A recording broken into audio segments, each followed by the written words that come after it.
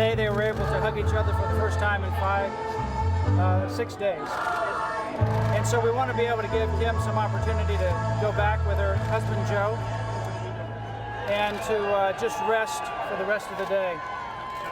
So she won't be making any specific statements to the media today regarding the substance of the case. We will address that later this week. Kim is someone who's loyal to God, and she is loyal to her job and to her people, and she plans to be back at work this week. But I can guarantee you, knowing Kim, she loves God, she loves people, she loves her work, and she will not betray any of those three. She'll do her job good, she'll serve the people as they want her to serve, and she was elected, and she'll also be loyal to God, and she's not going to violate her conscience. So she's released today, and we're certainly rejoicing in her release, but the court order did not resolve the underlying issue, and that issue is Kim Davis has asked for a very simple accommodation. Remove her name and her authority from the marriage certificates. And that's what we've asked from the very beginning. Kim still is asking for that today, and we will continue to ask for that in the future. We believe that the court could act on that, we believe the governor could act on that, and we believe the Kentucky Assembly can act on that as well. But either way, independently or in a combination with each other, we're still asking for Kim Davis and others like her to have her conscience and her religious convictions accommodated.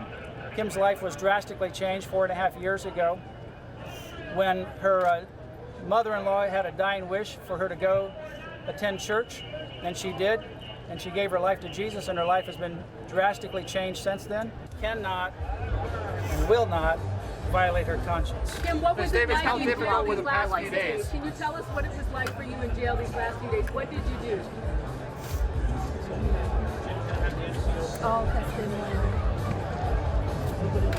Was it worth it, Kim? Kim, can you step up closer to the mic just to talk about the experience of the last few days? She's going to do that at the appropriate time. Kim has gone through an incredible amount, and today itself has been an emotional day. She had no idea this was coming, and she's just now had a few moments to spend with Joe. Can you at least How give so, a Matt? comment to the supporters, the people who've been out here? She'll do rallying that for at the you? rally. She will speak and give thank you to those people who are here that came at the rally. But she's not going to speak about the substance of the case. She's going to thank the people that are here. Not violating your conscience doesn't answer the question. You'll find out in the near future. Will you be back tomorrow Tomorrow morning, morning? really. Well, Mr. Saber, how can You'll find. We've had the same request. Accommodate her religious convictions. There's a simple way to do that, Does this keep her out of jail? and that's what Kim will do. She'll do her job, and she won't violate her conscience. Governor? I want to say thanks to Matt Staver, his representation of Kim, but most of all, thanks to this incredibly brave lady who decided that the courage of her convictions was more important than simply even her own freedom. And she was willing to go to jail for what she believed. She has ignited something across this country where people are tired of the tyranny of judicial action that takes people's freedoms away, takes their basic fundamental constitutional rights and puts them in jeopardy, and a tyranny of a legislative court that believes that it can make up law and somehow find a way to enforce it. I told Kim today that I feel like she's shown more courage than most any politician I know and most every pastor I know, because she's not only said something, she's been willing to put her life at risk in order to follow the Christ that came into her life 4 years ago. And that's a bold declaration of the authenticity of her faith, the reality of it. The fact that so many people have come from all over the country to be here at this rally today for her. They came because they wanted her to be free. What we could not have known when this was planned a week ago was that on the day that everyone comes, they get to watch her walk out of this jail. But we stand with Kim today with gratitude and appreciation, and for her husband Joe, who I appreciate for standing with his wife and in no way doing anything other than being proud that she was willing to pay the price to even go to jail to maintain the clarity of her conscience. And Kim, we are all grateful for you and thank God for you. Delighted to be with you today and standing with you today.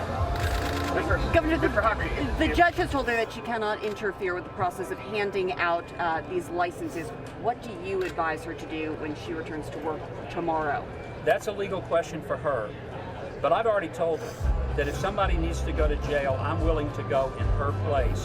And I mean that because I'm tired of watching people being just harassed because they believe something of their faith.